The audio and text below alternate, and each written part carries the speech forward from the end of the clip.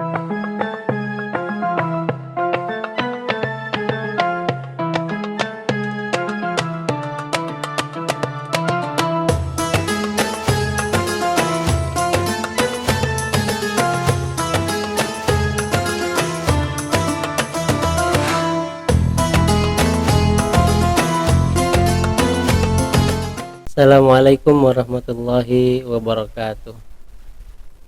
Alhamdulillahirabbil alamin.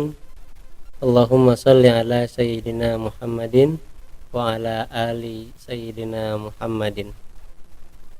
Kaum muslimin yang dirahmati oleh Allah Subhanahu wa taala, kita bersyukur kepada Allah kita disampaikan pada bulan Ramadan yang sejak bulan Rajab dan bulan Sya'ban kita sering berdoa untuk sampai di bulan suci ini.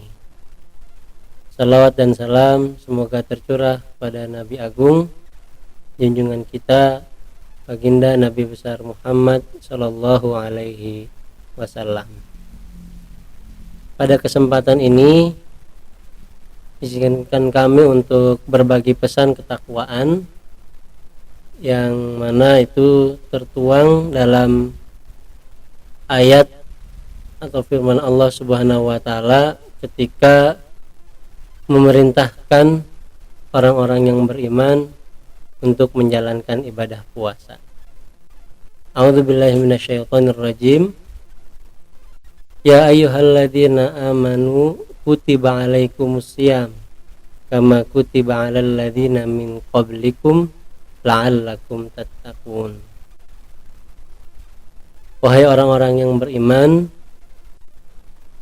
disyariatkan kepada kalian untuk menjalankan puasa sebagaimana telah disyariatkan juga kepada orang-orang sebelum kalian agar kalian menjadi orang-orang yang bertakwa. Akhir ayat dari perintah bagi orang-orang yang beriman menjalankan puasa ini adalah la'allakum tattaqun. Para ulama memaknai akhir ayat ini dalam kata la'allakum, sebagian ada yang memaknai ini artinya tujuan dari berpuasa adalah untuk mencapai ketakwaan. Namun ada makna lain juga, yaitu la'allakum ini bermakna sebuah harapan yang itu masih harus diusahakan dengan kesungguhan.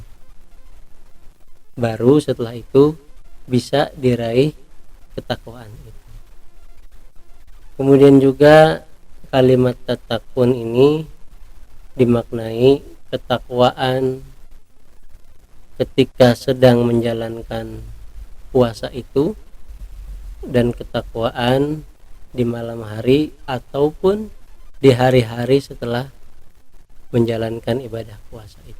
Jadi continue, ketakwaan yang terus menerus. La'allakum tattaqun.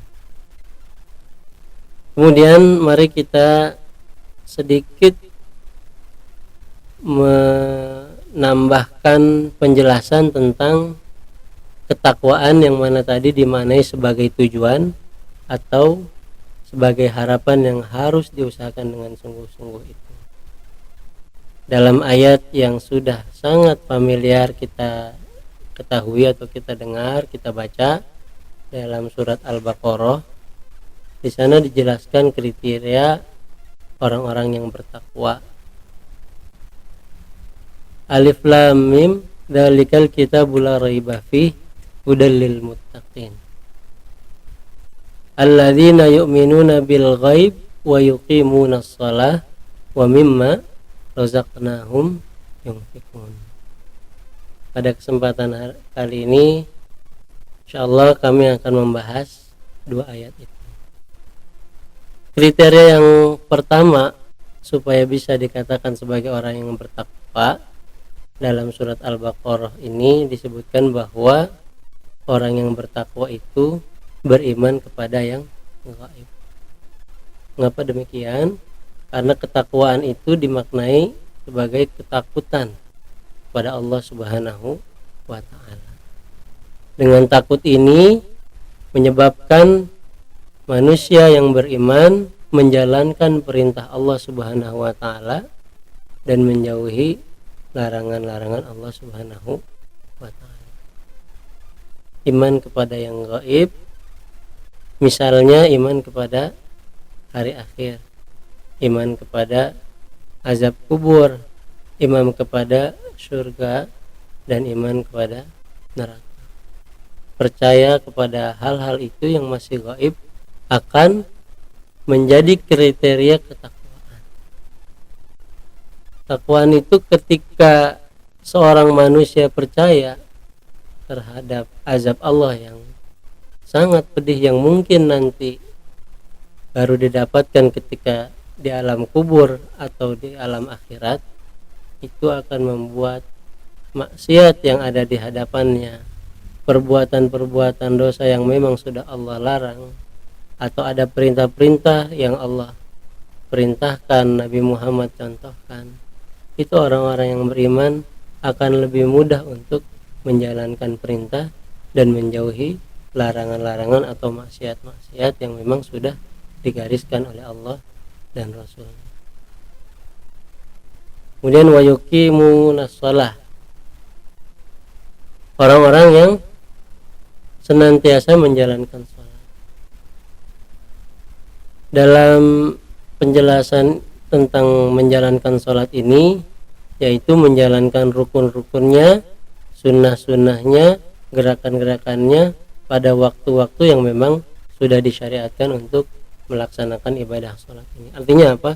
Artinya orang yang bertakwa itu rajin belajar tentang sholat ini, sehingga orang yang bertakwa ini sangat memahami bagaimana menjalankan sholat yang sesuai, yang semua rukun-rukunnya dilaksanakan.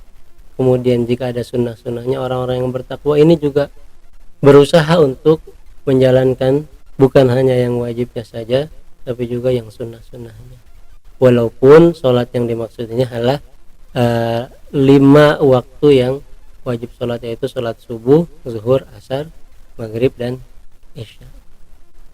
Kemudian yang terakhir adalah wa mimma razaqnahum yunfiqun. Terhadap apa-apa yang Allah rizkikan kepada mereka, orang-orang yang bertakwa itu, mereka menginfakkannya.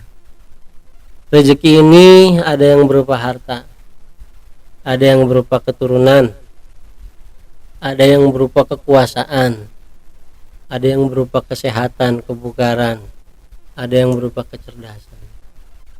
Ketika orang tersebut bertakwa pada Allah Subhanahu wa taala, maka sebagai ciri-cirinya adalah hartanya dia infakkan ke jalan Allah Subhanahu wa taala. Baik itu berupa zakat yang wajib maupun sedekah-sedekah yang sunnah atau infak dan lain sebagainya. Yang punya rezeki kekuasaan itu dimanfaatkan betul-betul untuk mensejahterakan rakyatnya, untuk mengayomi rakyatnya, betul-betul dimanfaatkan seadil-adilnya, diusahakan karena takut terhadap apa yang Allah sudah jelaskan nanti di akhirat, ada azab, ada juga ganjarannya yang membuat orang-orang bertakwa ini termotivasi berupa surga. Seperti itu. Jadi dalam beberapa ayat yang tadi telah kami sebutkan, mudah-mudahan semakin memotivasi kita untuk memperbaiki ibadah puasa kita, menjadi orang yang bertakwa, karena memang bulan ini bulan yang spesial buat umat Islam, ibadahnya ibadah puasa, dan ayat ketika diperintahkan untuk berpuasa itu akhirnya adalah la'allakum tattaqun. Demikian, mohon maaf jika ada yang keliru. Assalamualaikum warahmatullahi wabarakatuh.